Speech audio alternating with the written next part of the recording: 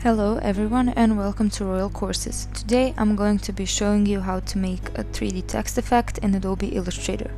First we're going to be selecting the type tool. Then with the type tool you can type in anything you want. I'm going with Royal Courses.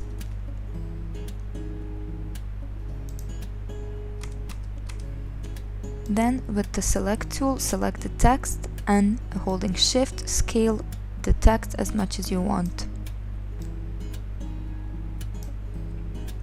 For the font you can use any font that you want. I'm going with my red and with the bold version. Next I'm going to be decreasing the tracking or the spacing between the letters to -35. You can decrease it more or less, or you can leave it at 0, however you want. Next we're going to be talking about the color. Keep in mind that we're going to be working with extrusion or the shadow in this tutorial behind the text. So if you're thinking of using some darker colors, it will be difficult seeing the extrusion. So we're going to be sticking with lighter colors. I'm going to be using this light blue color. Next we're going to Effect, 3D and Extrude and Bevel. As you can see, we have many options here, but before we get into them, we're going to click the preview button just so we can see what's going on. Now we're going to the position panel. As you can see, there are many options in the positions, but you can play with them and find the one that suits you the most. I'm going to be explaining a little bit of what the custom rotation can do. So when you click on the custom rotation position, you can move the text up, down, to the sides. You can rotate it. So you can basically do with the text whatever you want. You can position it however you want. But for this tutorial I'm going to be sticking with off-axis front. Then we're going to extrude depth, and that's the extrusion I was talking about earlier when we mentioned colors.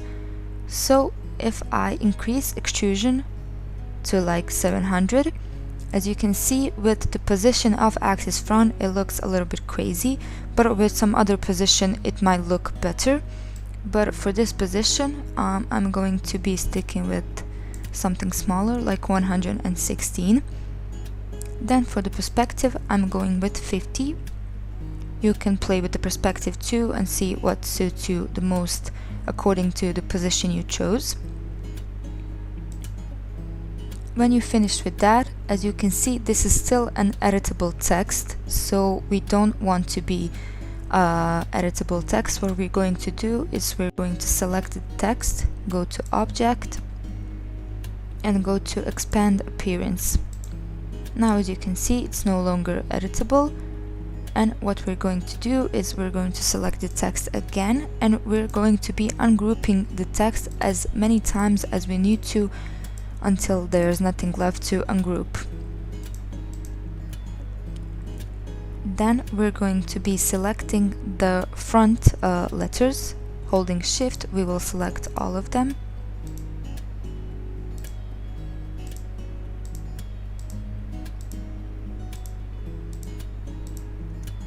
And then holding shift and the down arrow key, we're going to be moving these letters down away from the shadows.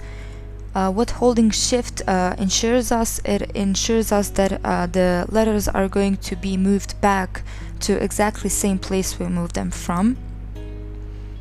Then we're going to select the shadows, and on the pathfinder we're going to click Unite. You can also click Group, but we're just going to do it like this. If you can't find the pathfinder on your properties bar, depending on what version you're working with, you can just go to Window and find the pathfinder here. We're going to do the same thing with the text below. Select the text and go to pathfinder and click Unite. Then we're going to move the selected text with the Shift key and the up arrow key. So as you can see, it's moved back exactly to the place that it was before. And that's pretty much it. You can now change the color, you can maybe put some gradient, you can do pretty much whatever you want, what suits you. And thank you very much for watching, and keep an eye for the next tutorials that are to come.